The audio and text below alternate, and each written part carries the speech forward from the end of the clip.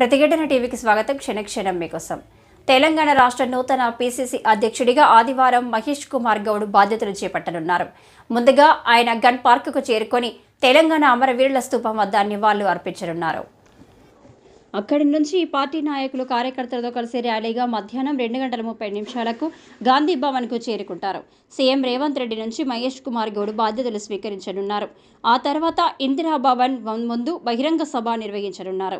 ఈ సభలో సీఎం రేవంత్ రెడ్డితో పాటు కాంగ్రెస్ నాయకురాలు దీపాదాస్ మున్షి, మహేష్ కుమార్ గౌడ్ పాల్గొని ప్రసంగించనున్నారు. ఈ కార్యక్రమంలో మంత్రులు, ఎంపీలు, పలువురు ఎమ్మెల్యేలు, ఏఐసీసీ, పీసీసీ ముఖ్య నేతలు పాల్గొంటారు. నూతన పీసీసీ చీఫ్ మహేష్ గౌడ్కు శుభాకాంక్షలు చెప్పేందుకు రాష్ట్ర వ్యాప్తంగా అన్ని జిల్లాల నుంచి కాంగ్రెస్ పార్టీ మండల, జిల్లా నాయకులు, కార్యకర్తలు పెద్ద సంఖ్యలో గాంధీ భవన్కు తరలిరానున్నట్లు తెలుస్తుంది.